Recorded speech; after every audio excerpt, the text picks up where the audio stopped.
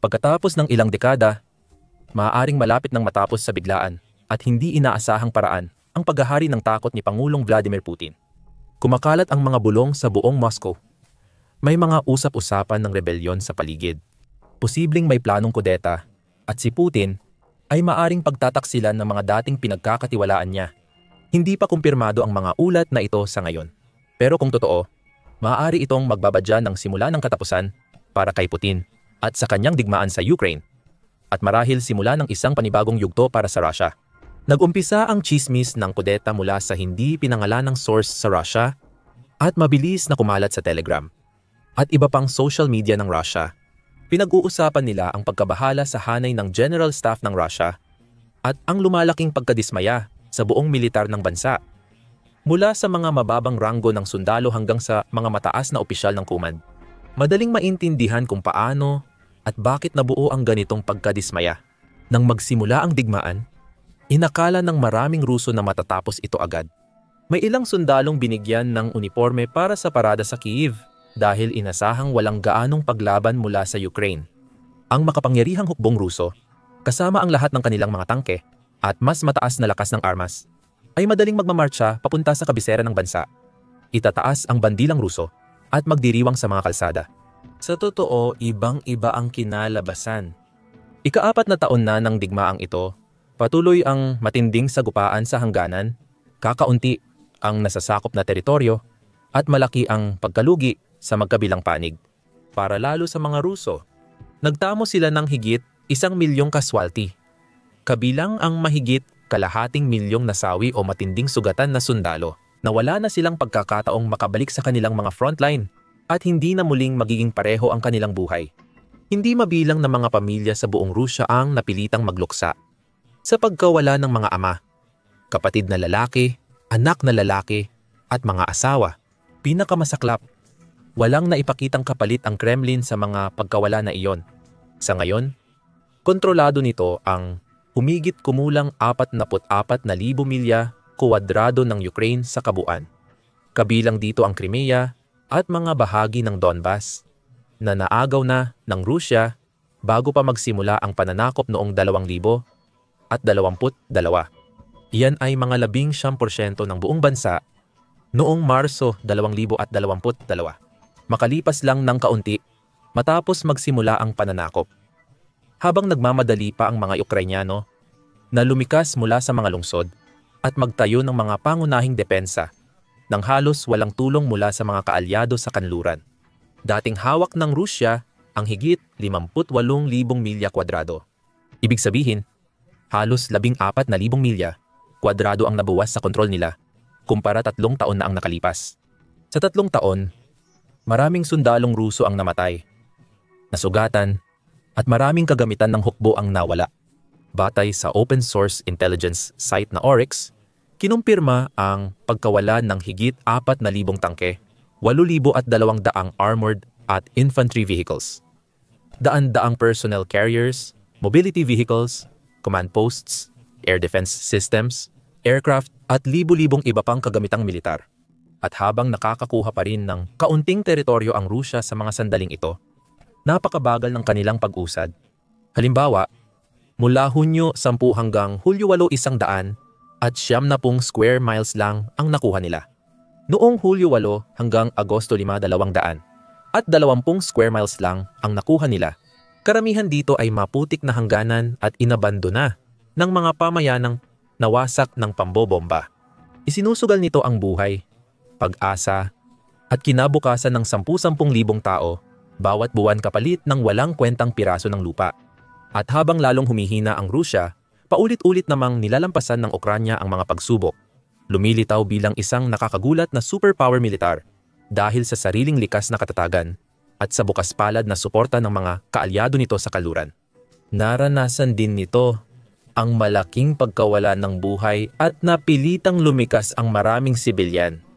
Pinapanood nilang walang awang binobomba ng Rusya ang kanilang bahay, ospital at paaralan. Maraming Ukrainyano ang sumali sa sandatahang lakas para ipagtanggol ang bayan at nagbuwis ng buhay.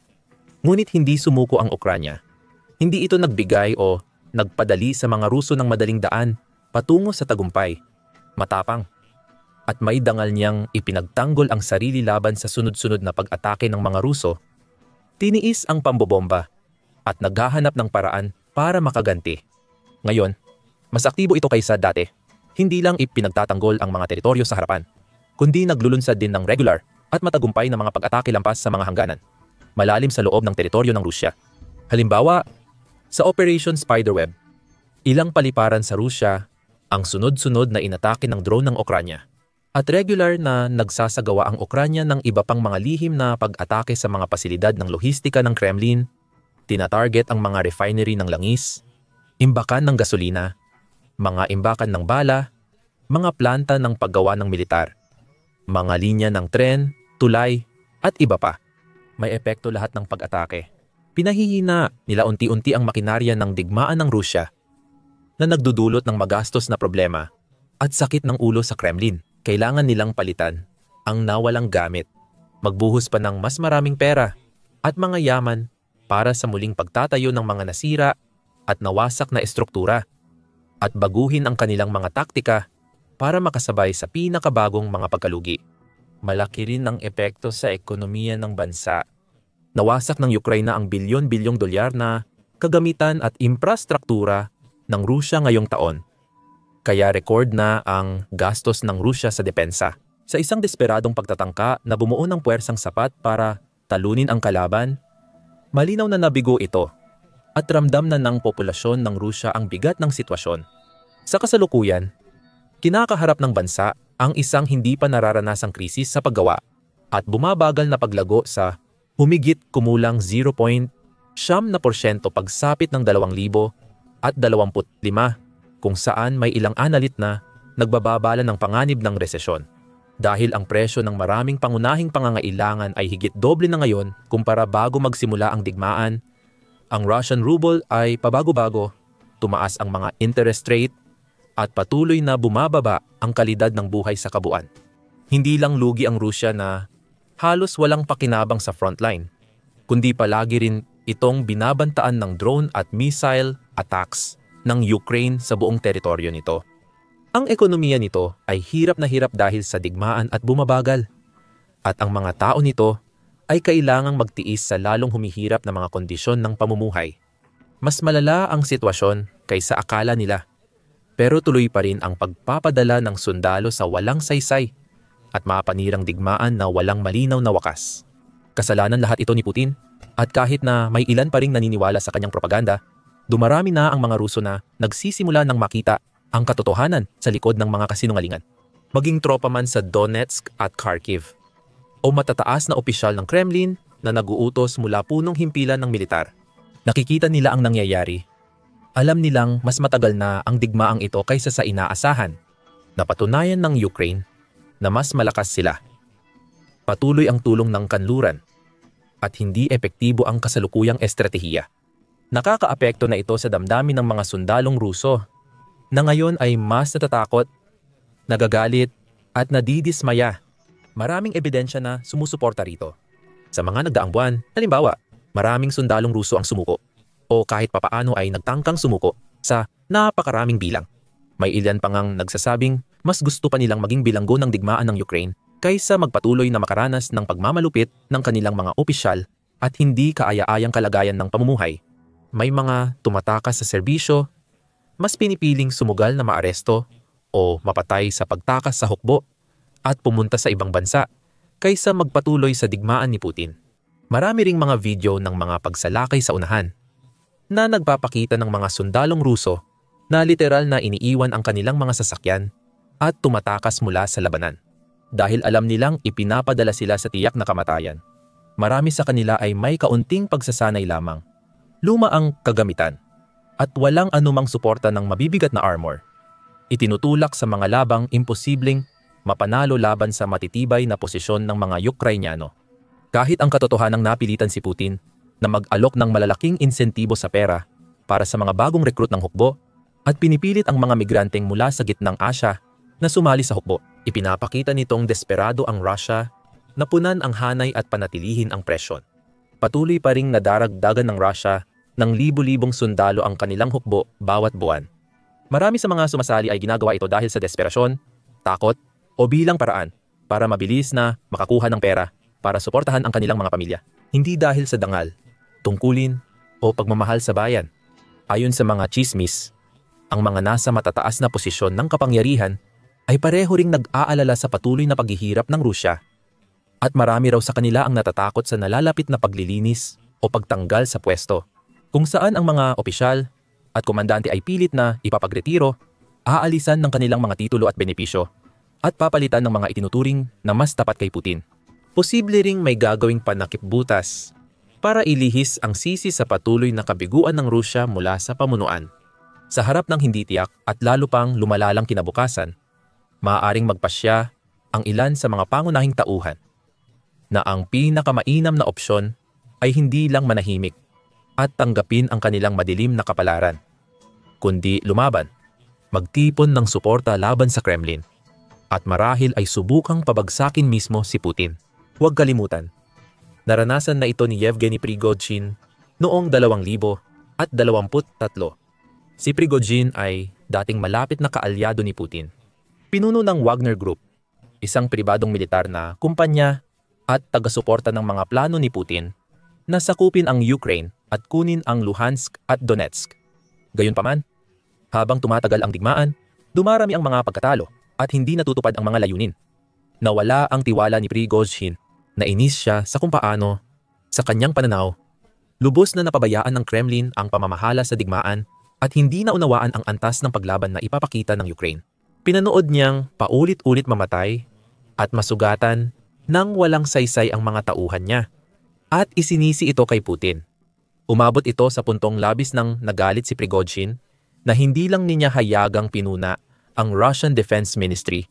Inakusahan pa niya ito ng korupsyon at kawalang kakayahan, kundi sinabi rin niyang kasinungalingan ang mga dahilan ng gobyerno sa pagsakop sa Ukraine. Noong Hunyo 23, 2023, naglunsad siya ng rebelyon laban sa militar ng Russia at pinangunahan ang Wagner mercenaries sa paglusob sa Moscow. Nasakop ng kanyang mga tauhan ang Rostov-on-Don sa Russia at patungo na sila sa kabisera. Matapos itigil ang rebelyon, pumayag si Prigozhin na dalhin ang mga tauhan niya sa Belarus. 2 buwan matapos, namatay siya at siyam pa sa pagbagsak ng eroplano sa hilaga ng Moscow na pinaghihinalaang sabotahe.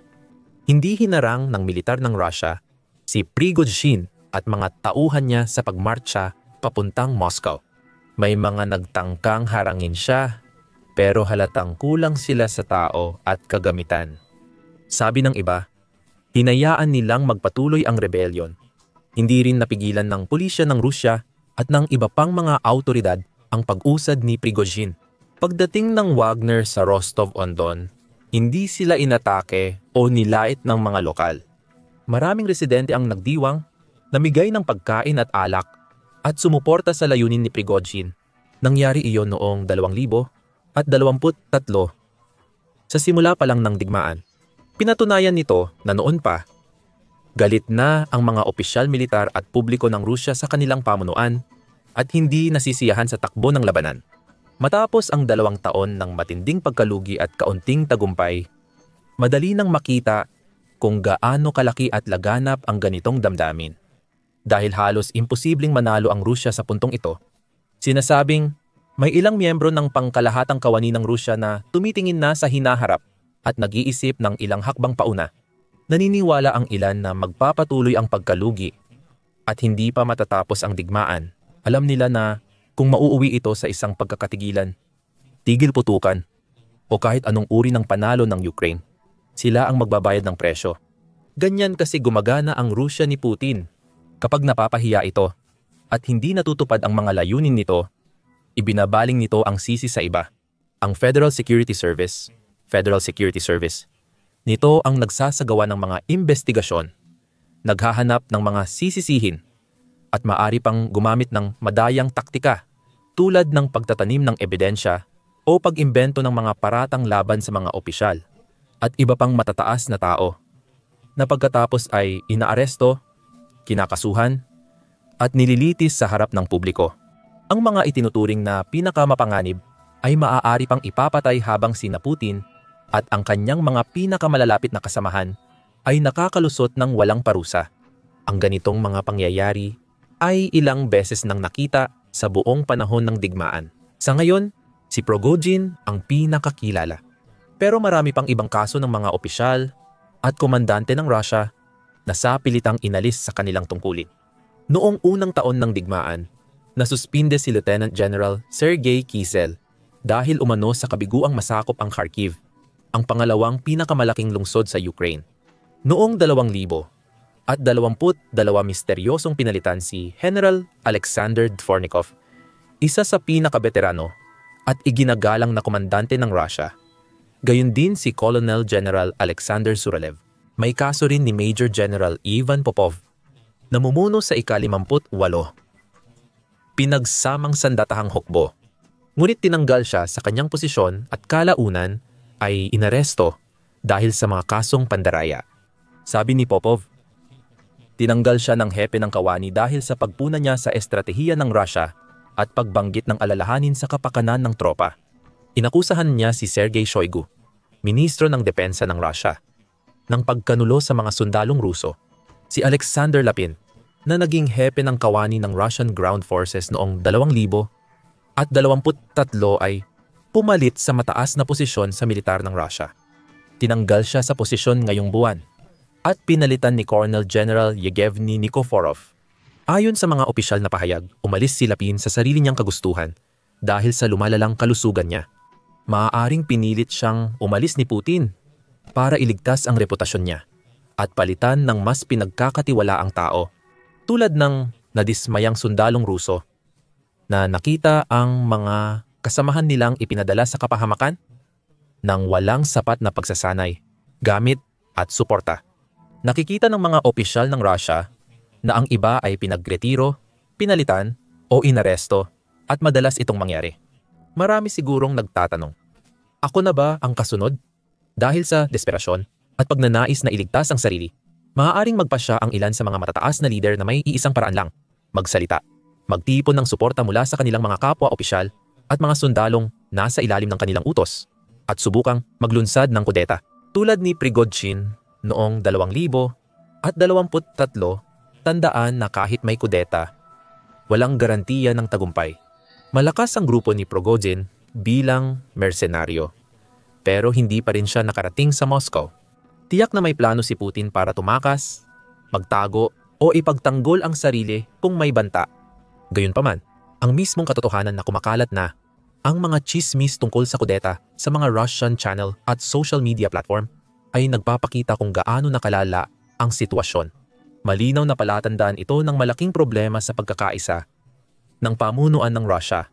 May isa pang paliwanag sa mga chismis ng hindi pagkakasundo at planong kudeta. Maaaring gawa-gawa lang ito ng Federal Security Service, ang pangunahing tagapagmana ng KGB noong panahon ng Soviet. Ang Federal Security Service ay hindi na bago sa paggamit ng pinakatusong mga estratehiya para makamit ang kanilang mga layunin. Madali nitong maitatanim ang mga binhi at makakapagpakalat ng mga chismis tungkol sa kudeta upang mapagbintangan ang mga opisyal at matanggal sila sa kanilang mga posisyon. Bahagi ito ng kung paano gumagana ang Russia ni Putin. Namumuno ito sa pamamagitan ng takot at kasinungalingan, na walang alinlangan sa pagsisinungaling sa publiko at sa pagtalikod sa mga taong inialay ang kanilang buong buhay sa paglilingkod sa bansa. Maaaring natukoy na ng Federal Security Service ang ilang target sa militar ng Russia, kasama ang mga mataas na opisyal na hindi maganda ang ipinakita sa labanan, o mga nanganganib na magsalita laban sa Kremlin, pumuna sa pamunuan ng bansa at magbunyag ng tunay na nangyayari. Ayaw nila niyan. Ayaw nilang harapin ang kahit anong senyales ng rebellion o isugal na mabunyag ang malupit na katotohanan ng digmaan sa lahat. Gusto nilang palabasin na nananalo ang Russia. Mabilis ang pag-usad at laging nababasag ang depensa ng Ukraine. Kahit may ilang general na misteryosong nagre-retiro o napapalitan, sina hepe ng staff Valery Gerasimov at Federal Security Service Director Alexander Bortnikov ay nananatili sa pwesto. Napatunayan nina Gerasimov at Bortnikov ang kanilang katapatan. Lubos silang tapat sa Kremlin at kay Putin. Ipinakita nilang hindi nila tatalikuran si Putin anuman ang mangyari. Iyan ang gusto ni Putin. Ang ganitong tao ay nasa matataas na posisyon ng kapangyarihan. At kung makaramdam siya ng kahit kaunting pagsuway mula sa ibang mahahalagang posisyon, wala siyang pag-aalinlangan na kumilos at alisin ang anumang posibleng banta. Dahil kapangyarihan lang ang mahalaga kay Putin, mayroong higit pa sa sapat na ebidensya tungkol dyan. At patuloy pa itong nadaragdagan araw-araw. Kontento ang Pangulo ng Russia na isakripisyo ang libu-libong sundalo sa Ukraine kahit halos walang kapalit na tagumpay. Wala siyang pakialam sa buhay ng kanyang mga tao na nagdurusa at nahihirapan dahil sa kanyang mga katawa-tawang desisyon. Halos hindi na nga siya nagtitiwala sa sarili niyang militar. Inilalagay niya ang karamihan ng kanyang tiwala sa Federal Security Service at sa papaliit na bilang ng mga malalapit na kaalyado at mga oligarko. Maaring paubos na ang oras ni Putin, lalo nang nararamdaman ng mga mamamayang Ruso, lalo na sa militar, ang panlalamang at hindi pagpapahalaga. Maaaring dumating ang panahon na sabihin nilang tama na. Kapag nagpasya silang hindi na nila kailangang sundin ang mga walang saysay na utos mula sa kanilang mga nakakataas. At sa halip ay balikan ang naglagay sa kanila sa mahirap na kalagayan na iyon. Si Vladimir Putin mismo. Kailangan lang ng ilang matapang na opisyal na tumayo at manguna laban sa kanya. Ang iba na lubos nang nadismaya sa puntong ito ay malamang na sumama na rin. At bigla na lang, maaaring matagpuan ni Putin ang sarili niya na may panibagong digmaan na kailangang harapin. Nag-aaway ang Kremlin laban sa sariling mamamayan at posibleng magbago ang Russia habang buhay. Ngayon, maaari mong malaman pa lampa kung gaano kalala ang sitwasyon para sa Russia sa bago naming pagtalakay kung paano napipilitan ang Kremlin na gumamit ng kalawangin at luma ng mga tangke sa desperadong pagtatangkang mabawi ang kanilang mga pagkalugi. Tingnan mo kung paano nag-atake ang Ukraine sa Russian oil pipeline at napinsala ang military-industrial complex ng Kremlin sa kakaibang paraan. At sa huli, siguraduhin mong mag-subscribe ka rin sa aming channel kung hindi mo pa ito nagagawa para manatili kang alam at updated sa lahat ng pinakamalalaking kaganapan tungkol sa digmaan ng Russia at Ukraine.